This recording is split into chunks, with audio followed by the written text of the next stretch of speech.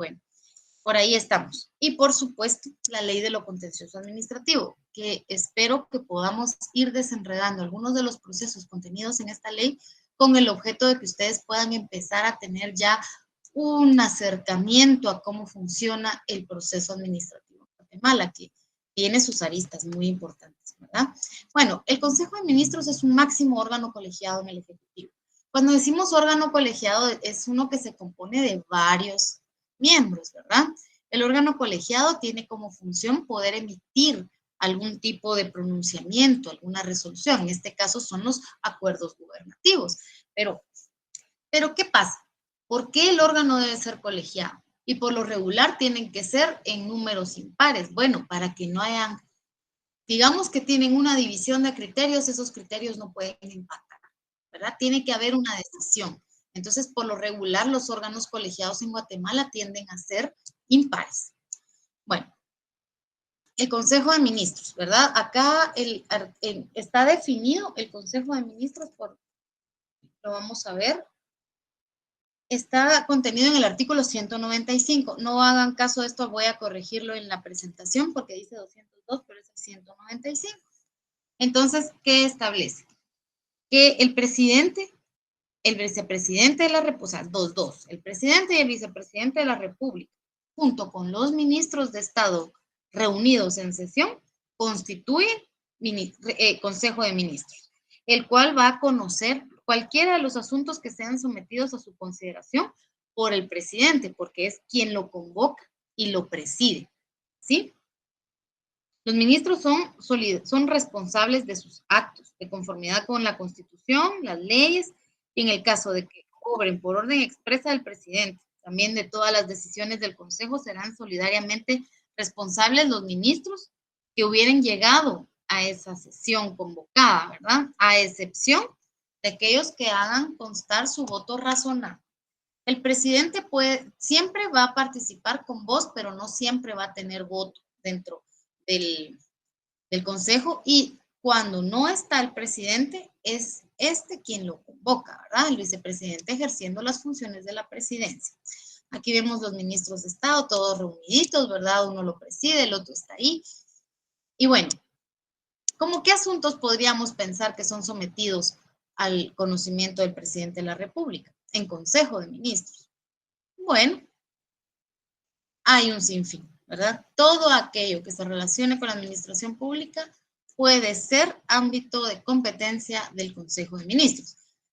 Yo en mi experiencia he visto que convocan a veces a Consejo de Ministros a las 7, 8 de la noche para tratar asuntos de extrema urgencia. Por poner un ejemplo, actualmente nos encontramos dentro de un estado de excepción vigente. Estoy 100% segura que esta fue una acción conocida en Consejo de Ministros. Independientemente de que los ministros, algunos de sus ministros no estuvieran directamente involucrados por sus funciones dentro de esa sesión, estuvieron ahí, porque son situaciones de extrema urgencia, como les decía. Hay algunas excepciones a la regla de la emisión de los acuerdos gubernativos. Hay acuerdos gubernativos que se emiten en Consejo de Ministros. Esta es la regla general, es la máxima. ¿Qué va en acuerdo gubernativo? Bueno, todos los reglamentos de las leyes orgánicas, de las leyes ordinarias, aquella ley ordinaria que se emite y que sea necesaria la emisión de un reglamento, puede ser que dentro de su texto permita al ministerio que esté a cargo del asunto emitir el reglamento mediante acuerdo ministerial. Existen esas aristas, pero por regla general los reglamentos son emitidos por el presidente de la República, pero el presidente de la República no emite un acuerdo gubernativo si no está debidamente convocado el Consejo de Ministros para el conocimiento de ese acuerdo. Entonces es importante que tengamos eso en cuenta. Sin embargo, ya les voy a hablar de una excepción que es muy común en la práctica. Bueno, las funciones y atribuciones del Consejo. Aquí quiero dejarles una pequeña duda, o más bien una interrogante que la vamos a terminar de resolver en la próxima clase. ¿Es Consejo con la S o Consejo con la C? Ahí me van a ir ustedes diciendo. Ahí van tomando nota de las preguntas, por favor, porque ya llevamos un par o unas 3 que vamos a, en la próxima vez que nos podamos ver en persona, vamos a ir viendo. Yo recuerdo que les hice una pregunta relacionada con el preámbulo de la Constitución, que esa ya la dejamos perfectamente clara en clase, pero también les pregunté que cómo hace, en todo caso, la Corte de Constitucionalidad para emitir una resolución en amparo cuando existe un procedimiento específico. Ya les he contado varias cuestiones, ¿verdad? El día de hoy les dejo una interrogante bien simple. ¿Consejo va con la S o consejo va con la C? Ya veremos, porque toda la administración pública se relaciona. Entonces ahí vamos a ir concatenando algunas de las más importantes instituciones que vamos a poder encontrar dentro de esta función del Estado. Bien. ¿Qué deben hacer? Definir las políticas públicas, ¿sí? Determinar las políticas generales de gobierno y cómo lo vamos a administrar. La política general de gobierno vigente, obviamente fue emitida por acuerdo gubernativo, pero que fue un acuerdo gubernativo emitido en Consejo de Ministros.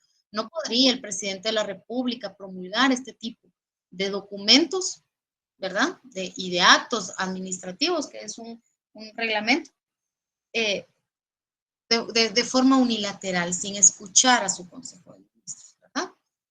La segunda es el refrendo. Esta es la excepción que les hablaba. Los acuerdos gubernativos, o sea, los reglamentos o las disposiciones de observancia general emitidas por el Ejecutivo que van a aplicar a todo el Ejecutivo.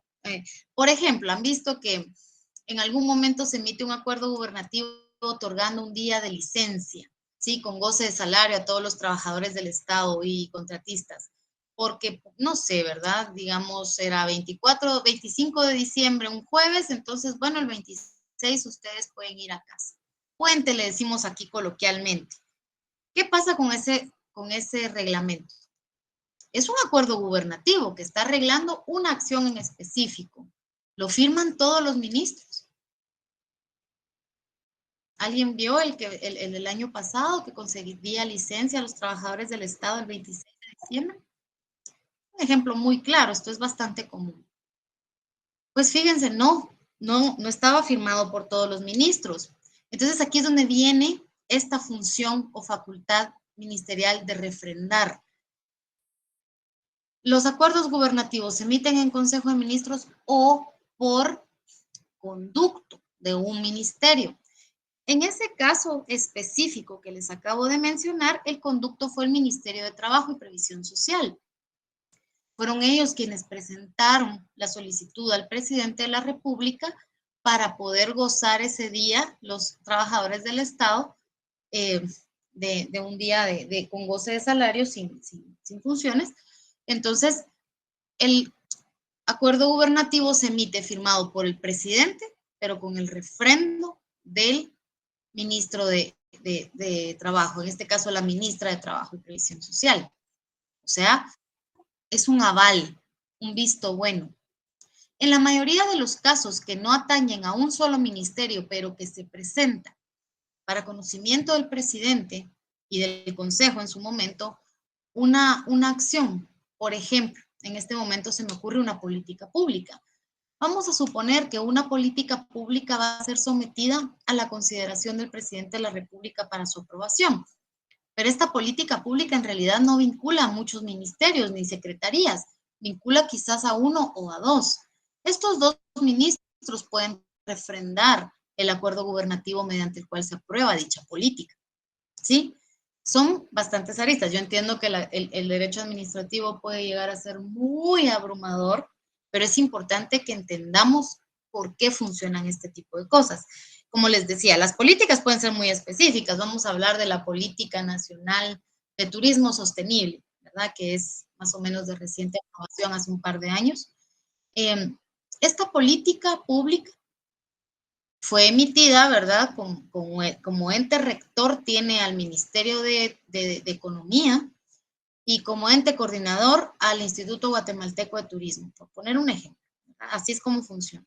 Entonces, esta política tiene como principales ejes, ¿verdad? Promover el turismo internacional y nacional, pero también no solamente para la gente, porque esto genera grandes fuentes de ingresos y de economía, o mueve la economía local, sobre todo en lugares turísticos de Guatemala, que son muchísimos, pero también tenía como objeto el poder crear otras la declaratoria de otros bienes como bienes intangibles de la humanidad o bienes protegidos o áreas protegidas. O sea, tenía varias aristas. También por ahí estaba la arista de la protección ambiental, de la fauna, de la flora, en fin. Y saben, bueno, este acuerdo gubernativo no fue emitido en Consejo de Ministros, solamente tenía el refrendo del Ministerio de Economía porque pues fue el conducto mediante el cual se le presentó al señor presidente. También tenemos la declaratoria de lesividad. El Consejo de Ministros podría apartarse de una decisión del presidente incluso, ¿verdad?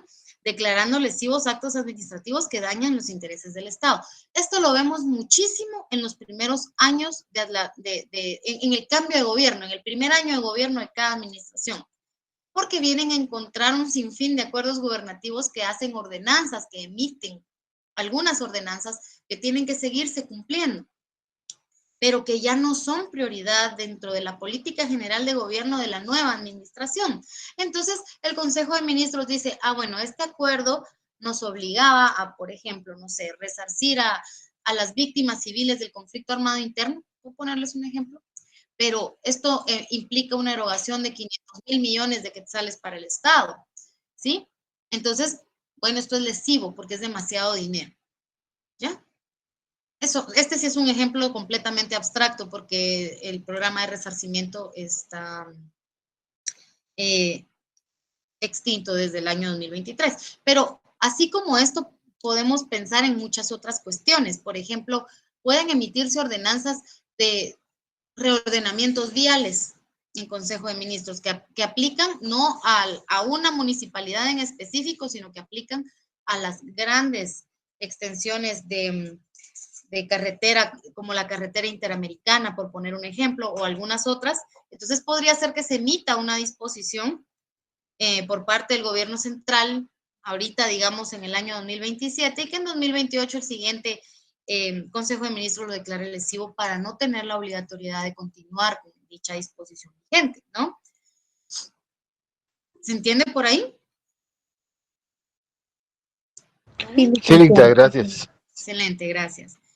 Y luego está la consulta presidencial, que consiste en la deliberación sobre asuntos de la administración pública a solicitud del presidente. ¿Qué pasa con esto? Bueno, el presidente no lo puede saber todo. Imagínense, son 14 ministerios. En este momento no tengo presente cuántas secretarías, pues son más o menos 11, más las comisiones presidenciales, más todo esto que va surgiendo. Y cada una de estas tiene sus funciones. Hay ministerios que tienen más de una función, ¿verdad? Y ahí es donde nacen que tienen 3, 4, 5, 6 viceministerios. Entonces, el presidente puede convocar al Consejo de Ministros para consultarles respecto de cuestiones que son ámbito de su total competencia, ¿no?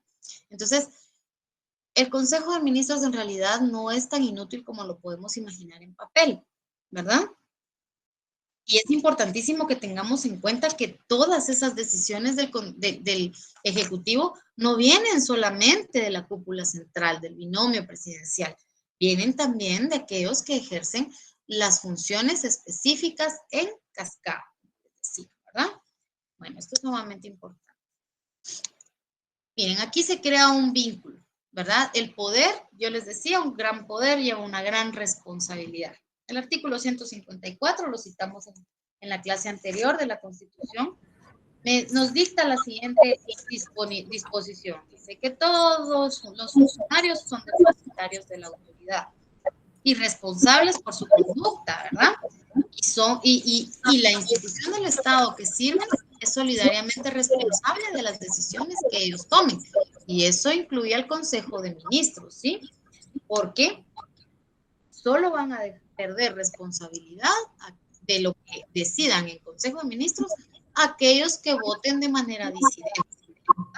Entonces, un acuerdo gubernativo emitido en Consejo de Ministros o un acta administrativa emitida en Consejo de Ministros que está suscrita por todos los ministros convocados, todos son igualmente responsables en el momento en que ese documento se declare lesivo. Y la responsabilidad administrativa, les dije en la anterior clase, que prescribe a diferencia de la responsabilidad penal o lo que sea, o sea, todo aquello, cualquier acto que conlleve una responsabilidad ante la ley, prescribe para los funcionarios a los 20 años, ¿sí? Así sea un delito menor. Acá les anoté un poquito de jurisprudencia. Recuerdan que en una clase, no sé si fue en la segunda, probablemente fue en la segunda, yo les mencionaba que la jurisprudencia es sumamente importante y debemos adoptar desde ahorita la buena costumbre de consultar las gacetas, ¿sí? Tanto la Gaceta de la Corte de Constitucionalidad como la Gaceta de la Corte Suprema de Justicia, porque la jurisprudencia es una fuente de derecho. Y miren, cuando uno viene y tiene un asunto controvertido que tiene que darle respuesta, les prometo que en todas las sentencias, sobre todo las de grado, ¿verdad? De segundo grado, que son las de los tribunales colegiados, ustedes van a encontrar sendas argumentaciones que les van a servir para ampliar muchísimo más su conocimiento. Porque miren, cuando uno aprende a leer la jurisprudencia, uno logra plasmar en papel todo lo que uno tiene para decirle a un juez, por ejemplo, ¿sí? O para explicar un acto administrativo, que es lo que nos importa en este curso. Entonces, esta jurisprudencia, que más bien es doctrina legal, ¿verdad?, de la Corte de Constitucionalidad, nos dicen que el Consejo es un órgano de decisión conjunta. Eso ya lo habíamos dicho, es un órgano colegiado. Y la responsabilidad no se puede fragmentar salvo constancia expresa. Y ahí es donde encontramos una jurisprudencia valiosa para el voto disidente. Muy bien, el refrendo ministerial. Miren, aquí ya tenemos algo como un poquito más gráfico de cómo funciona, ¿verdad? Entonces, aquí el ministro calza con su firma los decretos de acuerdos emitidos por el presidente, ¿sí? El presidente emite algunos decretos, pero son muy específicos y se encuentran en la ley del organismo ejecutivo. Yo se los voy a enlistar porque es parte de un proceso didáctico que vamos a ir realizando. En general, los decretos corresponden al organismo legislativo, pero tienen excepciones. El Tribunal Supremo Electoral también emite decretos. Ya lo vamos a ir viendo. La administración pública, al no ser codificada, nos deja muchísimas puertas abiertas, ¿sí?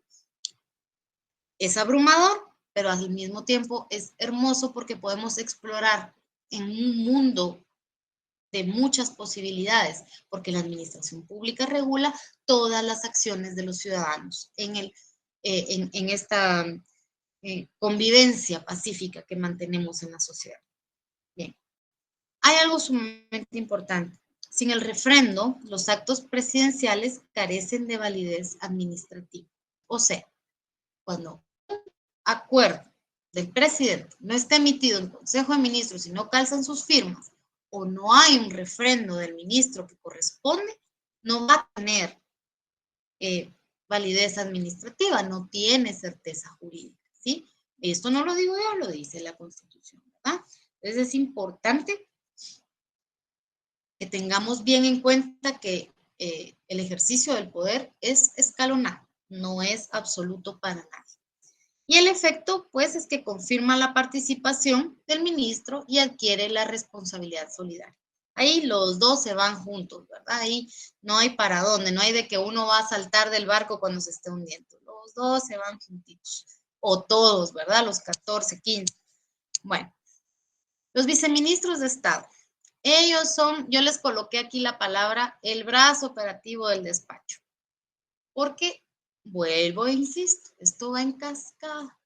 Sería humanamente imposible para un ministro manejar todos los datos, todas las acciones, todas las resoluciones que se emiten en el ejercicio de su cargo. Entonces, para eso tiene a sus viceministros. Aquí les puse dos cosas. Miren, les coloqué una ficha de ajedrez y un atril porque la función de los ministros es muy política y estratégica, ¿sí? Ellos van a dictar instrucciones, ellos van a realizar aquello que, todas esas acciones que son necesarias para el cumplimiento de las funciones que la ley les está obligando, ¿no? Pero también es muy estratégica porque por ahí vamos a ver cómo funciona el proceso de interpelación. La próxima semana que nos vamos a ver en persona, pues vamos a procurar realizar un ejercicio ahí bastante bonito. Se los voy a compartir en el WhatsApp para que podamos ahí ir haciendo algunas cuestiones prácticas dentro del curso, porque no quiero que se me duerman, ¿verdad? Esto es bastante teórico, pero aún así es bastante bonito. Ya van a ver que estas cosas pueden llegar a tener situaciones muy divertidas también.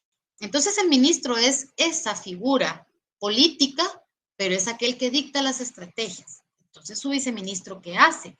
Aquí les coloqué una imagen que nos da la idea de cómo funciona, de cómo ejercita su capacidad técnica y operativa.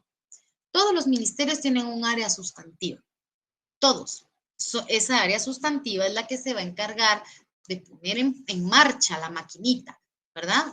En poder decir, bueno, yo soy el Ministerio de Cultura y Deportes, entonces mi área técnica es un área en cultura, un área en arte, un área en bienes del Estado.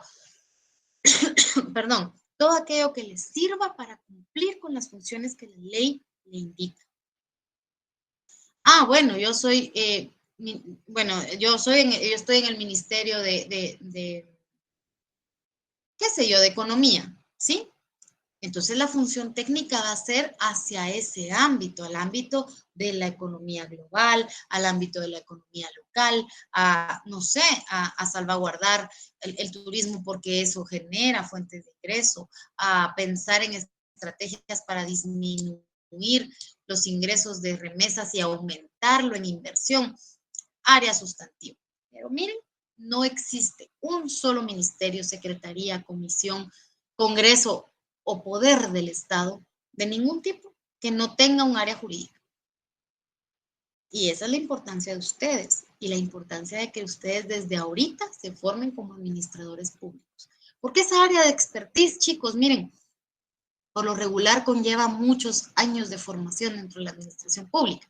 Pero para entrar a la administración pública nos piden experiencia o años de ejercicio profesional. Entonces se va volviendo un círculo vicioso que yo siempre he remarcado y que siempre he criticado, porque si yo no te doy la oportunidad a ti como a ti estudiante de Derecho, por ejemplo, para que empieces a formarte en la administración pública y en el momento en que obtengas tu título empieces a ejercer funciones en la administración pública, nunca vas a tener experiencia, ¿verdad? Ojalá todos los funcionarios tuvieran esa forma de pensar para que ustedes desde ahorita empezaran a formarse en la administración. Entonces, si no se puede, por la buena, ¿verdad? De esa forma. Entonces lo hacemos desde acá, desde la academia.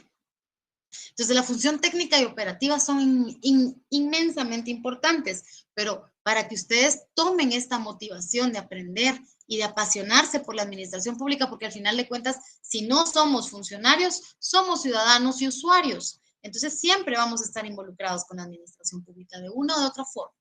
Entonces, ¿qué pasa? Sí, todos los despachos ministeriales, incluso las direcciones, hasta las direcciones técnicas, tienen un área. Siempre. Y por supuesto el área financiera, porque sin dinero tampoco se puede hacer nada. Y si tenemos un superávit de dinero en un ministerio, pues estamos ante una situación de baja ejecución y por ende, pues una mala administración del ministerio, ¿no? No secretaría. Entonces, la función técnica de los viceministerios es dirigir esas áreas específicas del despacho. Ejercer funciones delegadas, porque también en la ley del organismo ejecutivo, que eso lo vamos a ver en la próxima clase, nos vamos a encontrar que el presidente puede delegar en algún viceministro o en algún ministro algunas funciones. De igual manera, el ministro puede delegar algunas funciones en sus viceministros. Y ya veremos que cada ministerio tiene un reglamento orgánico interno que le otorga esa posibilidad al viceministro de representarlo. Pero en este caso, a diferencia del vicepresidente, el vicepresidente en Guatemala pues tiene funciones específicas. Aquí en Guatemala los viceministros tienen toda la potestad, ¿sí? O la facultad de poder reemplazar por ausencia temporal a su ministro. Eso es cajonero. También pueden recibir esa función por delegación, pero en general, ¿sí?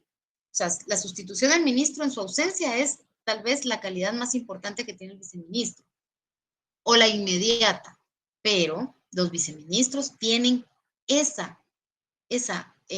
algo que es sumamente importante, que es la dirección de áreas específicas. Tienen que ser técnicos, tienen que ser probos, tienen que ser conocedores de la materia que se les está encomendando. Imaginémonos un viceministro administrativo financiero, por ejemplo, que nunca ha visto un balance de resultados, por poner un ejemplo, que jamás en la vida, que no sabe cómo funciona el sistema SICOIN, que nunca ha tenido contacto con Guatenóminas. Esas son cuestiones que son sumamente importantes porque es una expertise que es necesaria para el ejercicio de un viceministerio, dada la alta investidura que esto representa, ¿verdad? Entonces, volvemos. El ministro es la cara del ministerio, ¿verdad? Es esta persona que tiene todos los contactos políticos y que puede realizar esas acciones. Porque miren, uno de los mayores impulsos dentro de la administración pública es ¿sí? Ese juego que va, esa bateada en las grandes ligas que hacen los ministros y los diputados, eso, miren, no existe dictamen o expediente administrativo que camine más rápido que uno que está bien manejado estratégicamente a alto nivel. Eso es un hecho. Por triste que parezca, la administración pública debería ser un reloj suizo, ¿verdad? Que estuviera sin parar, trabajando y produciendo, pero no siempre es así. Hay muchísimas aristas en este tema, porque una de las más importantes es también el miedo que tienen algunos de los funcionarios públicos de ser objeto de hallazgos por parte de la Contraloría. Y si hay alguien acá que trabaja en la Contraloría, ¿no? Bueno, no sé si en la transmisión, mejor me voy a reservar algunas cuestiones, vamos a hablarlas en persona. Pero lo cierto es que en algunos de los casos, bueno, y hay quienes en este tiempo se recuerdan de los jueves de cumbia de la CICIG, entonces muchas de las cosas que van haciendo que se detenga o que no funcione como corresponde el accionar de la administración pública devienen de ese tipo de cuestiones. Bueno, entonces entendemos, ¿verdad? El ministro es aquel que ejerce la función política y el ejercicio del poder, el movimiento a alto nivel y la estrategia y dicta esas instrucciones, y sus viceministros son los encargados de realizar toda la función técnica y operativa a través de sus direcciones, por supuesto, ¿verdad? Y aquí es como va cayendo en cascada el poder. Muy bien. La continuidad administrativa, sustitución y delegación. Cuando el ministro, ¿verdad?, está ausente, viene una sustitución temporal. Mientras ocurre esa sustitución temporal o la delegación, porque el ministro puede delegar a un viceministro, por ejemplo, a un gabinete específico. ¿Sí? Hay ministerios que tienen gabinetes específicos o participación en comisiones presidenciales. Y eso, la ley del organismo ejecutivo habla y ya no hay para dónde. El ministro tiene que proceder a incorporarse a dichas delegaciones. Entonces, más bien a estas comisiones en las que está involucrado por mandato legal, pero lo puede delegar en un viceministro, por supuesto que sí. También, o estar sustituido por su ausencia de forma temporal. Mientras eso pasa, ya sea temporal o por delegación, la responsabilidad se transfiere a quien está presente como titular en ese momento. O sea, si por ejemplo, vamos a poner un ejemplo que alguien de ustedes es viceministro o viceministra y llega a su ministerio una citación del Congreso de la República. Cuando el ministro hace la delegación a sus viceministros o a sus directores para que comparezcan a esa citación, le transfiere, aparte de la obligatoriedad de sentarse ahí y responder, la responsabilidad legal de todo aquello que diga, sobre todo si lo juramentan, ahí se fue también la responsabilidad penal por perjurio. Entonces, quien está de titular, o sea, en el momento en que está sustituyendo al ministro o que por delegación está sustituyendo al ministro, la autoridad que debería estar ahí, al titular, se convierte este otro en titular y presente.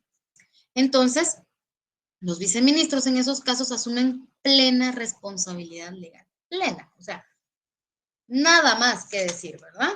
Estamos diciendo que ellos van a estar haciendo las funciones que le corresponden a su autoridad inmediata superior y por ende con todas las prerrogativas, pero también con todas las responsabilidades que eso conlleva, ¿sí? Porque va a poder tomar decisiones, les cuento.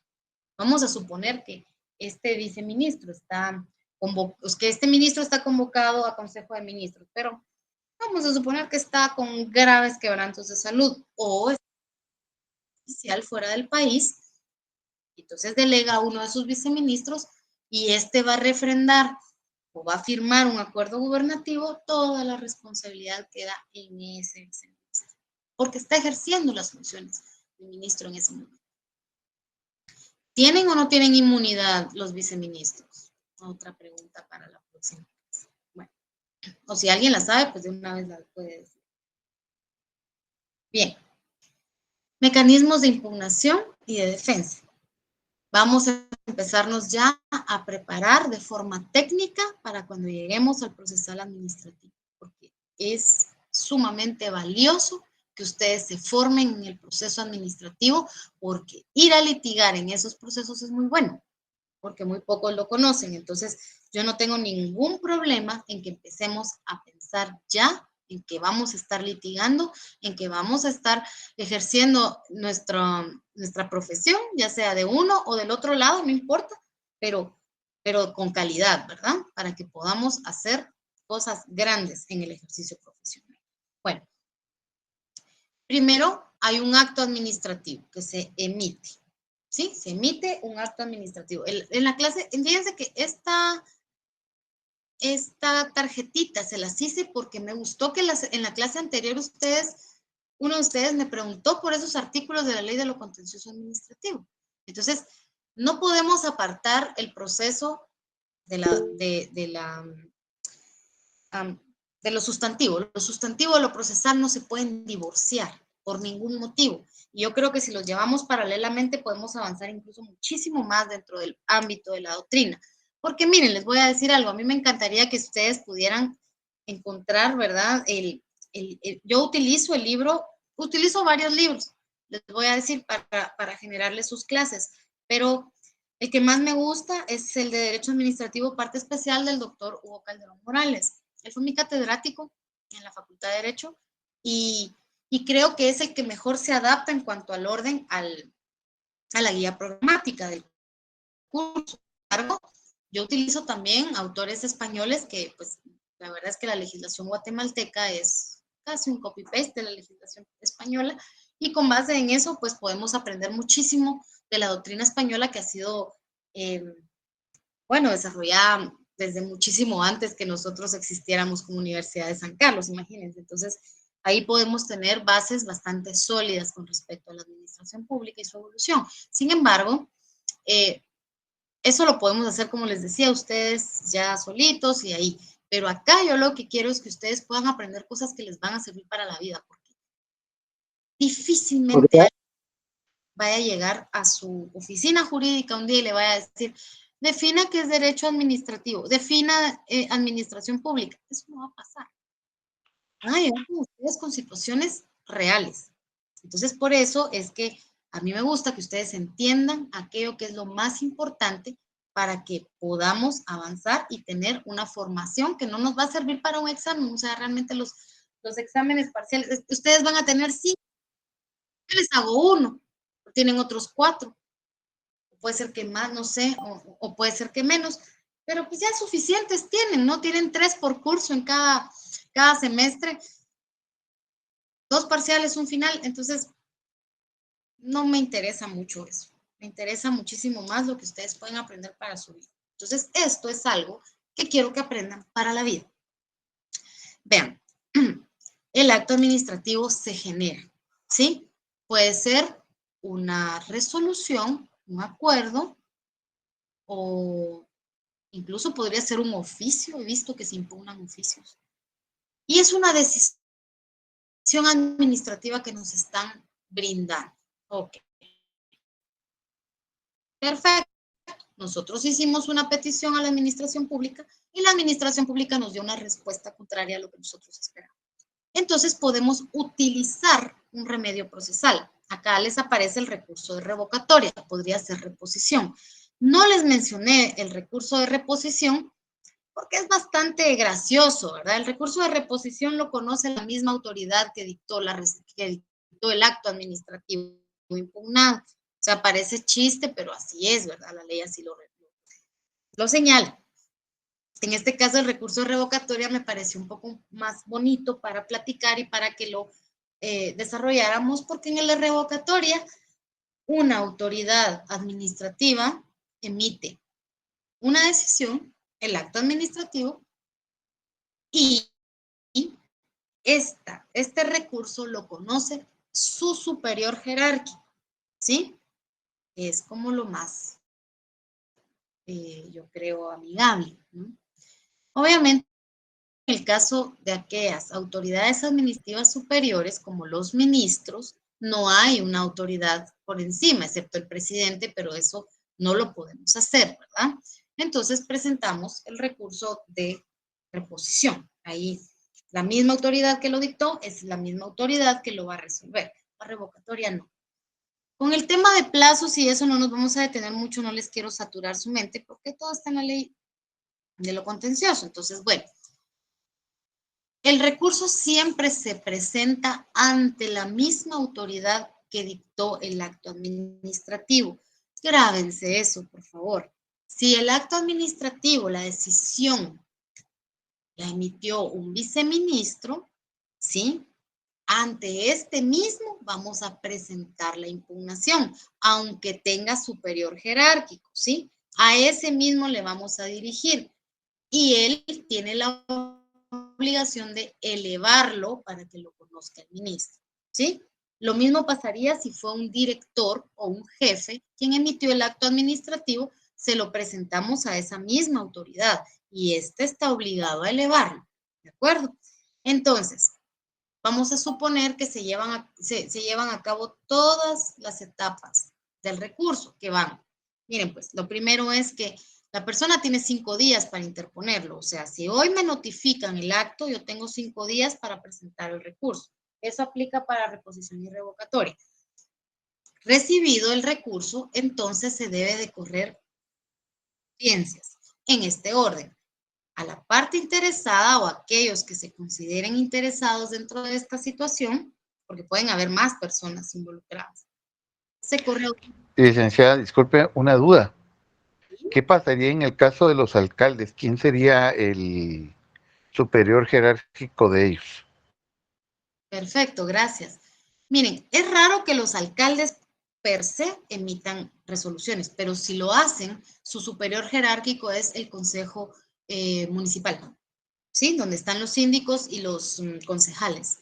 O sea, la máxima autoridad de la municipalidad, y qué bonita pregunta, porque entonces ya nos vamos a adelantar. Excelente, me gusta esa pregunta, me gustó muchísimo, porque uno cree que la máxima autoridad en las municipalidades es el alcalde, y eso es muy alejado de la verdad. La verdad es que la máxima autoridad es el Consejo Municipal. Entonces, es el Consejo Municipal que está conformado por los síndicos y los concejales, porque las municipalidades en realidad se deciden o se dilucidan no por mayoría. No es, por eso si se dan cuenta, nunca hay segunda vuelta en las municipalidades. Ahí si el alcalde ganó por un voto, ganó por un voto. La cuestión aquí es que la corporación municipal no va a estar conformada solo por la planilla de este alcalde, ¿verdad? Las casillas se van llenando conforme fueron sacando votos. Entonces el Consejo Municipal está lleno de gente de la oposición. Y esa es una ventaja, de cierta manera. Por eso el poder local es mucho más importante. Y esa es la razón también por la cual normalmente votan más personas en primera vuelta que en segunda. Porque una vez electo el alcalde ya todo el mundo está contento, o mayormente contento. Entonces, así sería. Ahí, si el alcalde llegara a emitir una resolución por sí solo, entonces se tendría que impugnar mediante el remedio procesal del recurso de revocatoria ante él mismo y él tendría que elevarlo al Consejo Municipal. Así funcionaría. Excelente, porque esto nos ayuda a ampliar, ¿verdad? Ya es un ejemplo común. Entonces, estos tienen que correr las siguientes audiencias a la parte interesada para que presente sus argumentos. Normalmente lo que se hace es un memorial muy parecido al de la interposición, porque ya el memorial de interposición lleva los argumentos, ¿verdad? Entonces, se corre audiencia al área técnica o jurídica de la institución. Entonces, ahí eso se evacúa con un dictamen jurídico, ya veremos un poquito sobre eso, y también se corre audiencia a la Procuraduría General de la Nación en los 3 casos por el perentorio plazo de 5 días. ¿Sí? Y ahí nos vamos a ir. Y así se va, y la ley así nos dice. Entonces va a depender, puede ser, miren, yo he visto muchos casos en los que la PGN en su dictamen nos dice, miren, hagan o practiquen diligencias para mejor resolver. También hay una etapa de diligencias para mejor resolver. Como ustedes estén ya dentro de los cursos procesales, se van a dar cuenta que las diligencias para mejor resolver les sirven, en este caso a la autoridad administrativa que está encargada de resolver el recurso, para ampliar un poco su conocimiento, para ampliar el contexto mediante el cual se emitió esa resolución, o el contexto de cómo le agrava, o perdón, del agravio que le causa al interponente del recurso. Y así, miren, son varias diligencias que se pueden realizar. Diligencias para mejor resolver. Se me ocurre una. Pedirle al alcalde un informe circunstanciado. El Consejo de Ministros viene y le pide un informe circunstanciado, que nos diga, mire, ¿usted por qué resolvió solo? ¿Por qué no nos convocó al consejo municipal? Mire, ¿y usted por qué quiere bien adoquinada esa calle si no es calle, es un terreno usted? Pidámosle, preguntémosle por qué tomó esa decisión, con base en qué hizo para fundamentarse. Entonces ahí ya le quedan nada más 5 días cuando ya tiene todo esto, ¿verdad? Tiene la audiencia conferida a la parte interesada o interesados. Por ejemplo, podríamos correr la audiencia al vecino, a la par de esta que era terreno, pero ahora es calle, ¿no? Y que ahora la van a adoquinar. Bueno, podría ser que había una servidumbre de paso, ¿verdad? O podría ser que se hizo un proceso de adjudicación y al anterior dueño, pues al adjudicatario se le disminuyeron esos derechos de adjudicación por el bien común. Es que pueden haber razones, ¿verdad? O puede simplemente existir de que el alcalde diga, ay, es que fíjese que yo eso me comprometí en campaña y entonces ahorita ya no sé ni qué hacer. Eso no es una razón válida, no hay un sustento jurídico. Entonces por ahí vamos a ir viendo qué es lo que surge de todo esto. Un informe circunstanciado podría ser una puerta muy grande para el Consejo y para resolver en estos casos. Entonces, bueno, emite la resolución, que viene a ser como una sentencia, porque ahí pone fin, esta resolución pone fin a la vía administrativa, ahí se acabó. Entonces nos abre la puerta al proceso contencioso administrativo. Hay algo que es sumamente importante voy a volver otra vez al tema de la jurisprudencia y al tema de la doctrina, que son sumamente importantes porque nos enriquecen para poder explicarle, en este caso al Consejo, en este caso, ¿verdad? Decirle al Consejo municipal las razones por las cuales yo estoy impugnando la decisión del alcalde.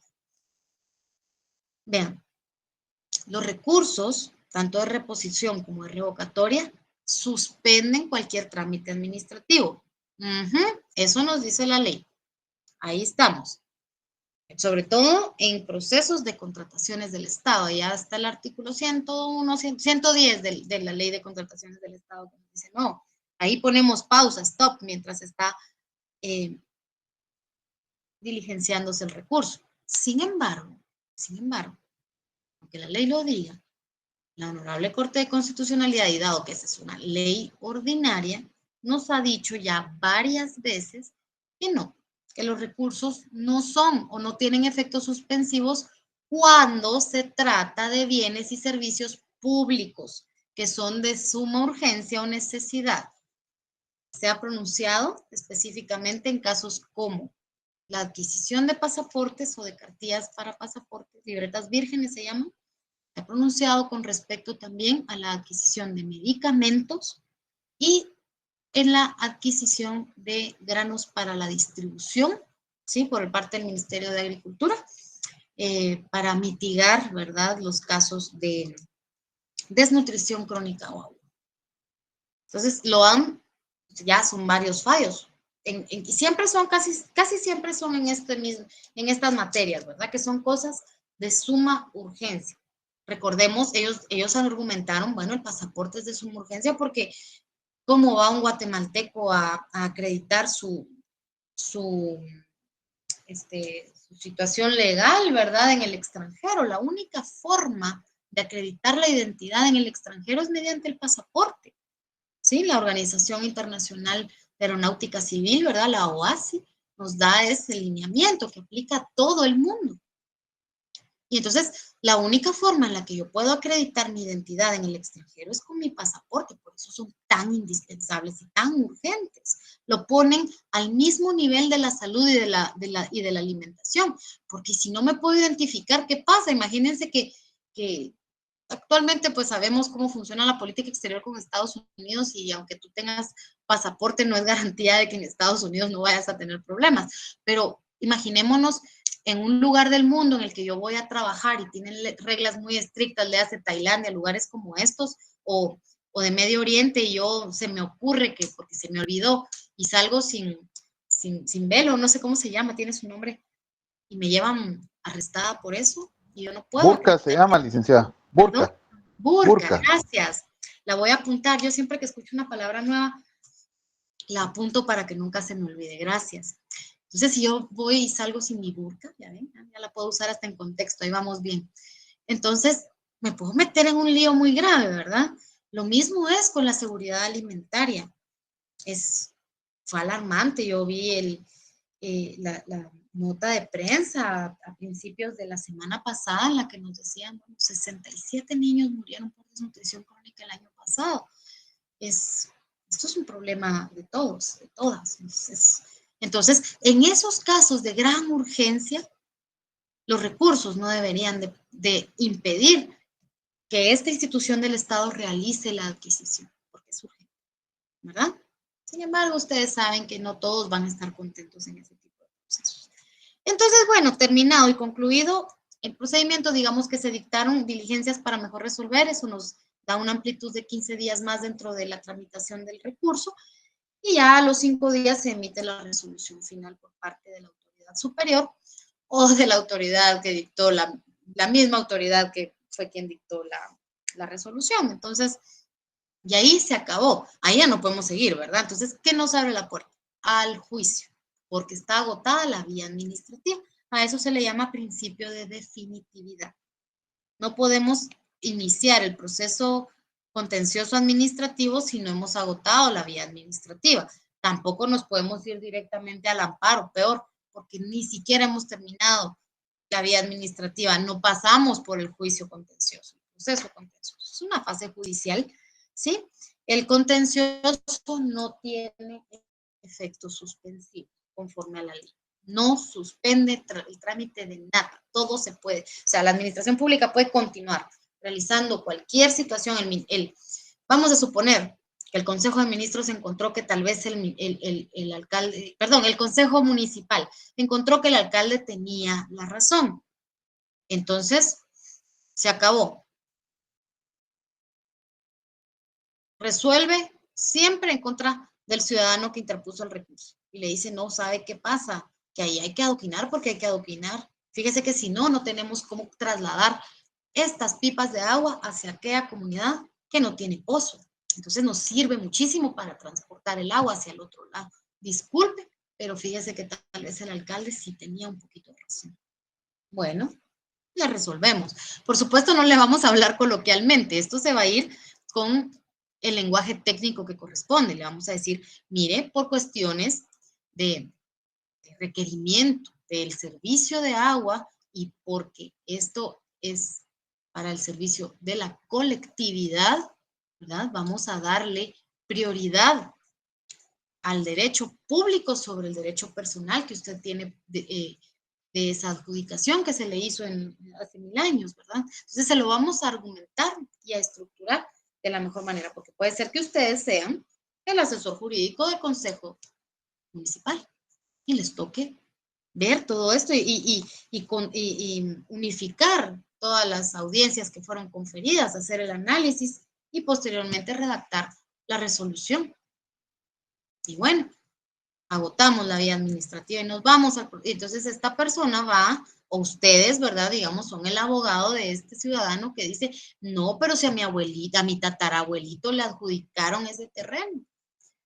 Mire la plusvalía que genera, porque es derecho de paso. O sea, yo puedo, ¿sabe qué pasa? Que yo tengo un pozo y mire, yo ya hice aquí, tengo una bomba bien grande con la que puedo abastecer a estas personas, yo les puedo vender el agua. Entonces a mí me conviene este paso, porque tengo el pozo de agua más la servidumbre de paso para ir para allá. Entonces no, fíjese que yo no me quedo con lo que el Consejo Municipal me está diciendo. Abrimos proceso contencioso, esta es una fase judicial, en las salas de lo contencioso administrativo. Si se dan cuenta, el proceso contencioso administrativo es tan sui generis, la administración pública es tan, pero tan impresionantemente estructurada, tan cuadrada, si le queremos llamar así, que al agotar la vía administrativa, abrimos el proceso judicial, pero ya como si fuese una segunda instancia. O sea, la fase recursiva o administrativa, como le llamamos, hace las veces de un juicio ordinario en la administración pública. Si se dan cuenta, esta fórmula es impresionantemente ad hoc a la administración pública. Si no, imagínense, si ya de por sí hay contenciosos que yo he visto que han durado hasta 7 años, si se termina el mandato de los magistrados de la sala de lo contencioso y sigue todavía el proceso ahí, porque pues aquí tiene que entrar a batear la PGN, ¿verdad? En ejercicio de la representación legal del Estado. Alguien de ustedes me dijo, sí, la PGN lo representa. Yo, tiene razón, la PGN representa al Estado, pero solo en juicio. Y entonces por ahí van creándose una cantidad de actos judiciales que ustedes no se imaginan. Entonces, bueno, la ventaja es que eso no pone en pausa a la administración pública en ese momento. Pero vamos a pensar que si el juicio contencioso va a durar 8 años, de aquí a 2 gobiernos vamos a estar recibiendo las resultas de esto y el Estado sigue generando pagos por haberse, digamos, equivocado en su momento la administración pública en resolver de una u otra forma. Lo que yo les estoy diciendo, este ejemplo surge de lo que ya nuestro querido compañerito nos preguntaba, ¿quién es el superior jerárquico en la administración municipal? Bueno, imagínense hasta dónde nos fuimos por esa pregunta. Y les puse 2 aristas, ¿verdad? O sea, les puse 2 opciones más bien, en este caso son opciones o posturas controvertidas. Una persona por adjudicación que al tatarabuelito, la misma corporación municipal en algún momento le adjudicó este espacio de tierra para poder trasladarse y todo el mundo la utiliza, y ahora el alcalde, pues arbitrariamente, aunque es de su propiedad por adjudicación, le dice, ¿sabe qué? Disculpe, pero ya no. Aquí vamos a adoquinar y vamos a usarla, vamos a meter maquinaria y vamos a utilizar este espacio para brindar agua a los pobladores de la otra aldea, la que está contigo. Y él nos dice, pero si yo tengo agua para darles, si yo soy el dueño, yo les puedo vender. O sea, ambas posturas son defendibles. Y esa es la cosa, que recuerden que ustedes, abogados, administradores públicos, tienen que estar preparados para defender, para acusar o para resolver. Y eso no solo aplica en el derecho penal, porque en este caso, digamos, si ustedes estuvieran patrocinando al ciudadano, ustedes acusan. Si ustedes son los asesores de la municipalidad, ustedes defienden. Pero si ustedes, si ustedes son el área jurídica del despacho del señor alcalde, ustedes defienden. Pero si ustedes son el asesor jurídico del consejo municipal, ustedes van a resolver. Ahí están las 3 caras de esta moneda. Esto es más bien un dado triangular. No voy a entrar mucho a detalles de esto porque, como les digo, es materia del próximo semestre, pero mejor si vamos adelantando, porque de hecho teníamos, para llegar a este punto, teníamos más o menos 6 periodos y vamos por el 5º. Entonces, vamos muy bien. Bien, jurisprudencia de la Corte de Constitucionalidad. Miren, yo creo que ya en este punto y por la edad que tiene nuestra bendita Constitución, es difícil que no hallemos jurisprudencia o doctrina legal de algo. Ya todo lo hemos visto. Ya no hay cosas nuevas, de veras. Ya no hay nada nuevo. Entonces, podría pasar, porque sí, es parte también de la naturaleza dialéctica del derecho. El derecho es tan dialéctico como dialéctica es la sociedad. Entonces, vean, para la Honorable Corte de Constitucionalidad o Corte Celestial, como ustedes quieran llamarle, la naturaleza del Consejo de Ministros es un órgano de consulta y decisión conjunta, ¿sí? La responsabilidad es solidaria y compartida entre todos los miembros. Ahí sí, miren, no hay para dónde. El que llegó, así lo hayan delegado y que no siquiera sabía qué iba, firmó, no puede alegar ignorancia. Sabe que tiene la responsabilidad. Y por supuesto, todos los funcionarios están sujetos a la ley, la primacía de la ley, ¿verdad? Contenía el artículo 154.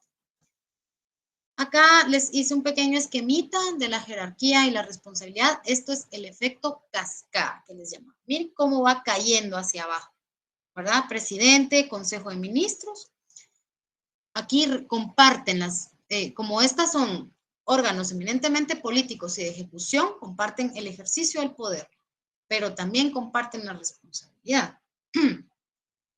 Los ministros, que son los que tienen a su cargo toda la gestión, ¿sí? Por eso cuando un ministerio tiene una cantidad de dinero asignada y no la ejecuta, podemos decir que pues, tiene una muy mala gestión, ¿verdad? Y generan el refrendo. O sea, refrendar significa avalar, ¿verdad? Dar un visto bueno a la decisión del presidente.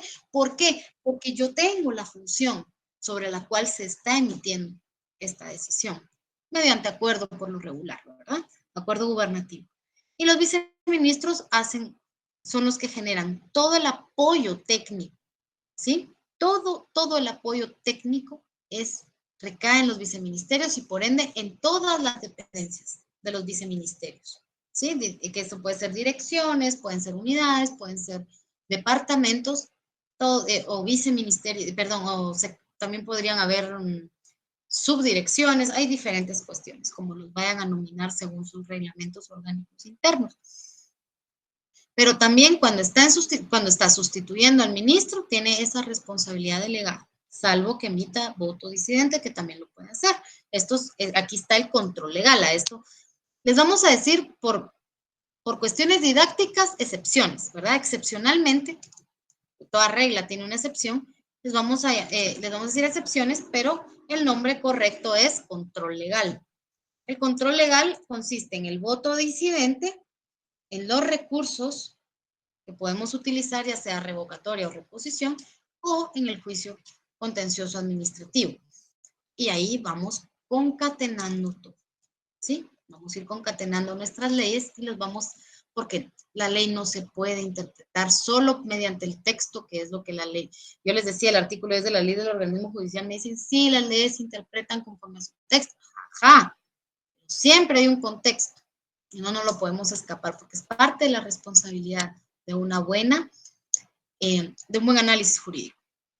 Bueno, entonces, conclusión. La conclusión más importante en todo esto es que el ejercicio del poder, o sea, el ejercicio del poder está sujeto a la ley.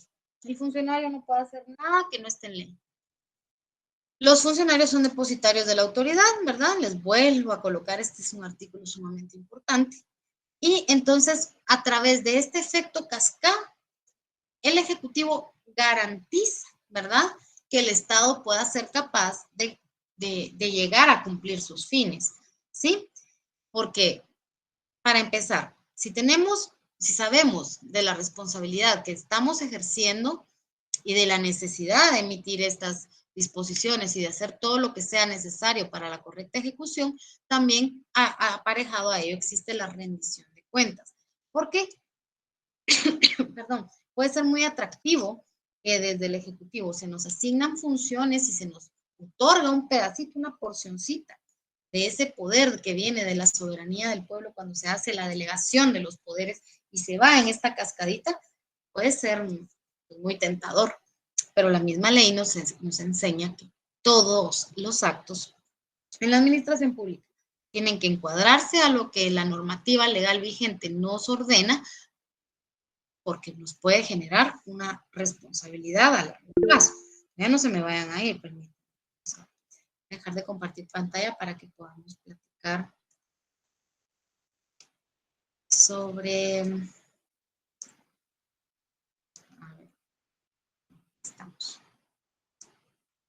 De todos modos, había dejado pues la cámara prendida, ¿verdad?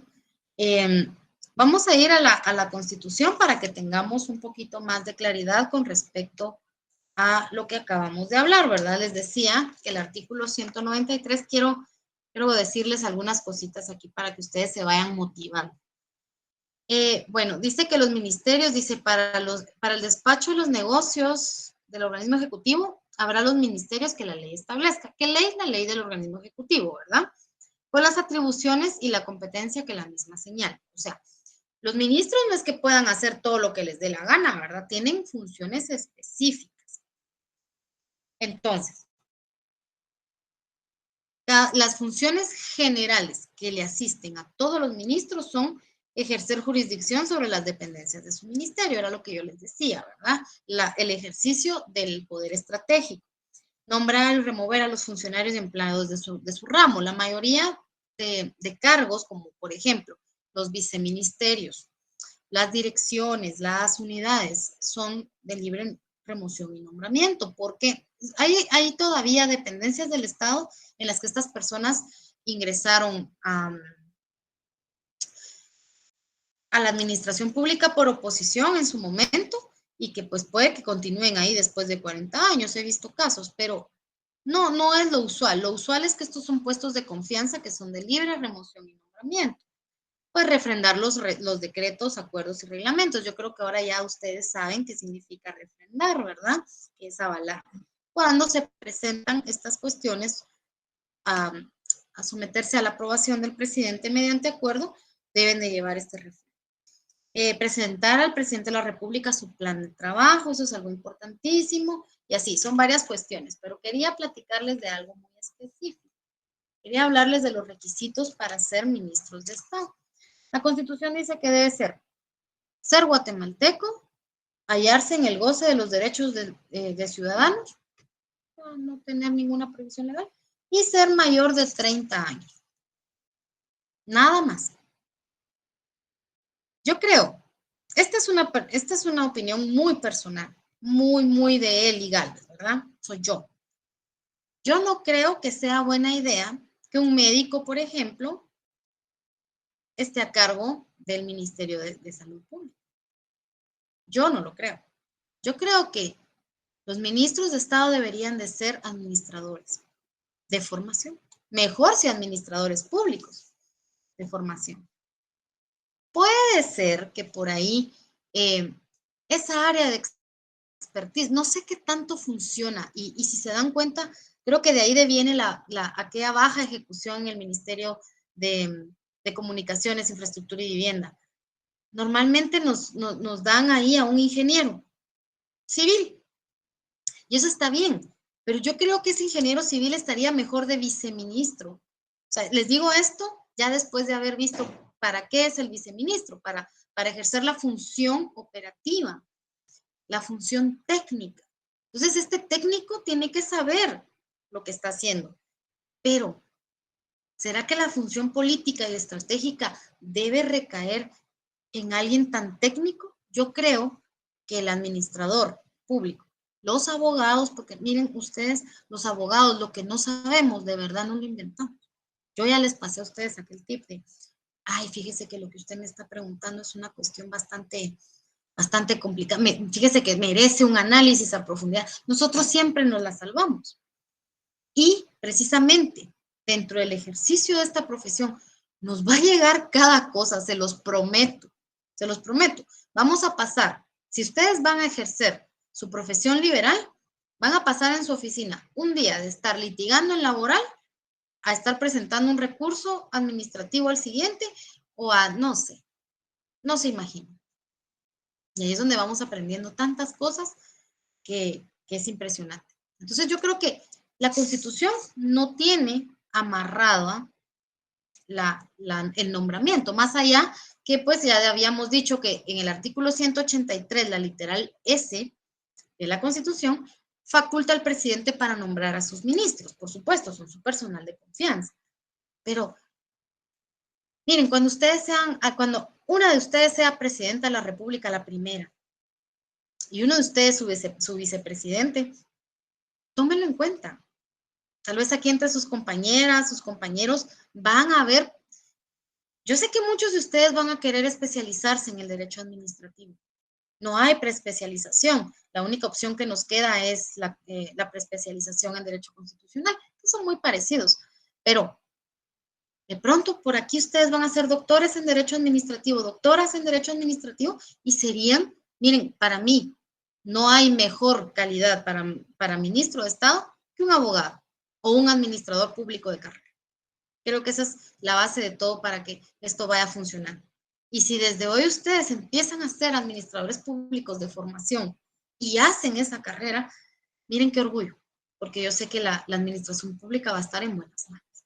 Entonces, bueno, creo que nos quedan unos cuantos minutos para que ustedes puedan tomar un respiro. Son 15 minutos nos quedaban. Entonces, para que puedan refaccionar algo, si iban corriendo en el tráfico, por favor pongan mucha atención porque las cosas están bastante complicadas con eso. El día de hoy se celebraron las votaciones en el Colegio de Abogados nuevamente y pues yo me siento muy orgullosa de haber podido participar y de que podamos generar cambios positivos. Y yo sé que aquí están los próximos administradores de este hermoso país, de este hermoso estado. Entonces, sin mucho más que decir, si tienen alguna duda, por favor, es el momento. Todavía tenemos tiempo. Leida, disculpe, voy a hacer una pregunta que tengo ¿Sí? una duda. Así como el metro aéreo que están haciendo, hay mucha tala de árboles. ¿Cómo queda la ley de tala de árboles, el patrimonio cultural? Se pasaron llevando muchas cosas que, hablando así, administrando públicamente, esas leyes se las pasaron en el orden del triunfo. Entonces, si viniera un abogado a defender el patrimonio cultural y la tala de árboles, lo pueden hacer y está en su derecho, podrían hacerlo. Yo creo que ya estuvieran, ¿verdad? El personal del INAP debería de haber ya presentado los recursos correspondientes ante el Consejo Municipal de la Ciudad de Guatemala. Por supuesto. Ahí no hay un área protegida como tal, pero pues sí, yo creo, de hecho, hay disposiciones del Instituto Nacional de Bosques y también del Ministerio de Ambiente que regulan que para poder en la ciudad de Guatemala botar un árbol se tiene que contar con un permiso correspondiente. El problema que encuentro acá es que creo que ese permiso lo otorga la misma municipalidad. Entonces nos vamos a este círculo vicioso. Podemos, yo sí quisiera, ¿verdad? Si quisiéramos abundar en este tema, podríamos tener acceso al expediente, podemos pedir por información pública acceso al expediente para ver cómo fue que la municipalidad tomó la decisión, porque además, recordemos que este trayecto no solamente involucra a la municipalidad de Guatemala, ahí también está la municipalidad de Misco, ¿sí? Porque es el área de la Roosevelt. Va. Y este es, digamos, uno de los grandes problemas que yo le veo al aerómetro, no sé cómo se llama, aerómetro. El otro es que, miren, la calzada Roosevelt tiene 4 carriles. Por el amor de Dios, vayan a la calzada La Paz, tiene 2 carriles más el motocarril, no sé cómo se llama, la motovía. Y estamos hablando de una arteria que lleva hacia el Atlántico, a la ruta del Atlántico, que es la única ruta para poder llegar a ciertos departamentos. No estoy hablando nada más del área metropolitana, estoy hablando de departamentos, estoy hablando de áreas de zona comercial, como Izabal, por ejemplo. Entonces ahí transita muchísimo transporte pesado, el área de la calle Martí. Yo creo que se pudo haber hecho un análisis más a profundidad de qué arterias son las que sufren más esa carga vehicular, ¿verdad? La carretera al Pacífico es la misma historia. ¿Qué pasa? No sé si hay compañeritos acá que viven en Villanueva, por ejemplo, o Amatitlán, o los municipios hacia el sur del departamento de Guatemala. santo Dios, se llega a quedar un tráiler en la Villalobos, ustedes hacen 5 o 6 horas de cola. Y no estoy exagerando. Y fíjense, yo transito mucho por el área de la Roosevelt, ¿verdad? Yo creo que les comentaba que yo tengo familia en Antigua, entonces viajo mucho para allá y yo podría decir, ay, qué rico, ¿verdad? Puede ser que esto vaya a desfogar, pero también creo que como ciudadana debo ser consciente. Hay que quitarse uno por ratos la etiqueta de qué me sirve a mí y qué le sirve a los demás. Hay que pensar también en eso. Y yo creo que pudieron haber elegido otras vías que estaban con una mayor carga vehicular. O en todo caso, paralelamente, pensar en todas estas arterias, porque no nada más se transita hacia Misco o hacia el occidente, también hay otras vías. Pero definitivamente, volviendo al tema de la protección de los árboles, miren, ese flagelo que va a tener, ese impacto que va a tener en el ambiente, el quitar los arbolitos que habían en la Roosevelt para la carga vehicular que siempre hay, la emanación de todos los gases de efecto invernadero, miren, de por sí ya en la ciudad nosotros respiramos veneno. Por ahí está mi tesis, justamente es sobre ese tema. Entonces sí creo que debieron haberlo tomado en cuenta, definitivamente. Gracias, Linda. Entonces no estoy pensando mal. No, no, para nada. A ver, Jorge. Sí, ¿qué tal? Buenas noches, licenciada y compañeros.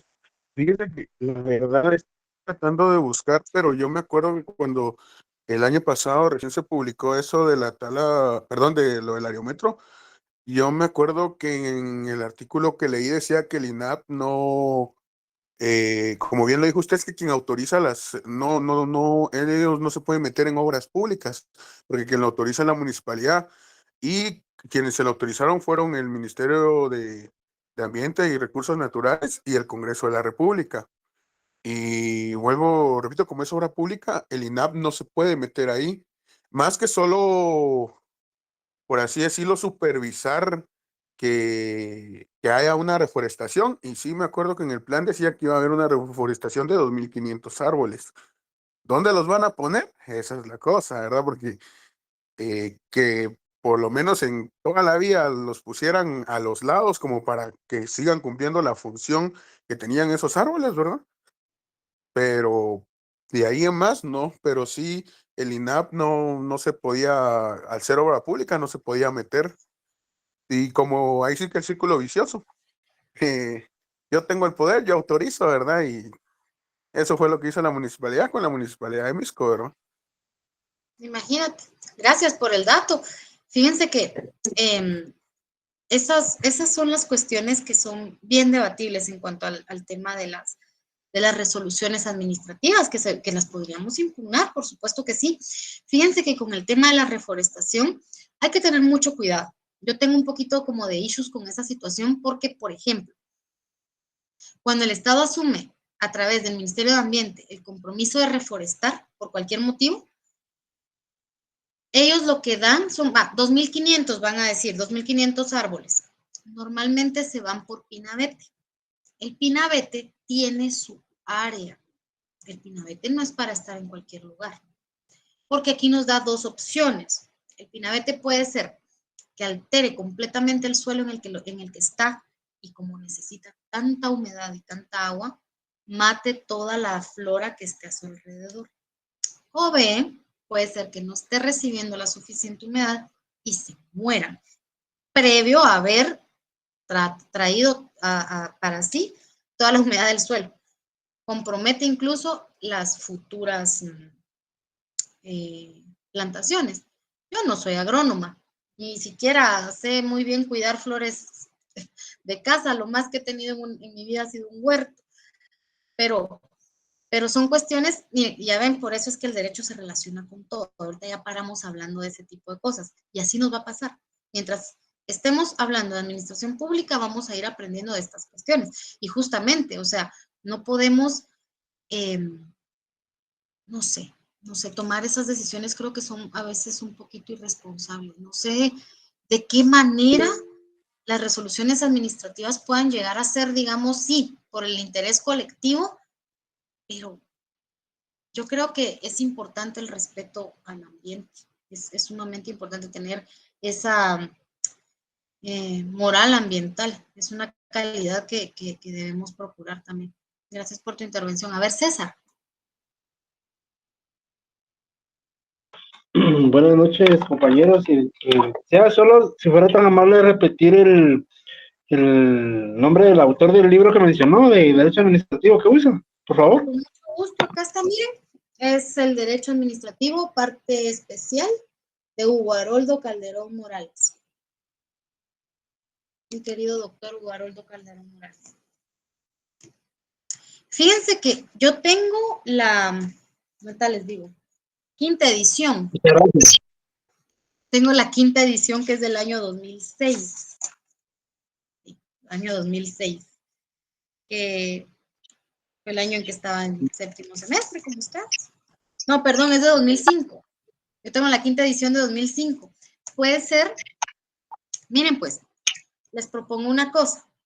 El doctor Calderón, él ya falleció, pero puedo consultarle al señor decano si me permite que le hagamos copia a esta edición del libro. Es muy buena, solo que está toda manchada, ¿verdad? Van a ver ahí mis garabatos. Déjenme que consulte, porque recuerden que como es para fines didácticos, pues podemos hacer copias, o por lo menos podríamos ir sacando copias por capítulos. Ahora, si no, déjenme preguntar en la IA si conseguimos una versión más antigua, porque recuerden que ya al trascender los 25 años de publicación de una obra, pues ya se pierden los derechos de autor y sobre todo para fines didácticos podríamos ver. ¿Ok? De todas maneras, estas ediciones del libro están en la biblioteca de nuestra facultad y en la biblioteca central de la universidad. Ahí están, no se preocupen. Lo que sucede es que creo que es probable que ya no lo consigan, porque como repito, el autor ya falleció, entonces no sé si tiene ediciones nuevas. Que sería también interesante ver una edición nueva para ver qué anotaciones y qué ampliaciones le han surgido al libro, ¿verdad? Veamos, déjenme ver, pero si el decano me autoriza, le sacamos copia a este, aunque esté. Gracias, licenciada. Con gusto. Gracias, Miligda. Para servirles. Bueno, si no hay más que decir, entonces damos por finalizada esta clase. ¿Quiero ver a alguien más? No, alguien quería hablar. Todavía hay tiempo. ¿Sofía? Yo, licenciada, fíjese que ahorita estaba buscando lo del libro y hay una novena edición, tienen ahorita. Y cuesta 320 en la librería jurídica. Ahí está, para quienes, muchas gracias, Sofía. Para quienes quieran adquirirlo, pues también perfecto, tiene una novena edición. Yo, como les digo, esta es la quinta. Y sí, no hubo muchas variaciones. Es que en realidad, miren, el derecho administrativo no cambia. Esa es una gran ventaja. O sea, por ahí tenemos el que no está codificado y por eso es un dolor de espalda estar buscando disposiciones como decir, INAF no tiene ninguna injerencia en obras públicas, pero Ministerio de Ambiente sí se puede meter en un aerómetro, que es una cuestión como más bien de, podríamos llevárnoslo, sí, municipal, pero también como de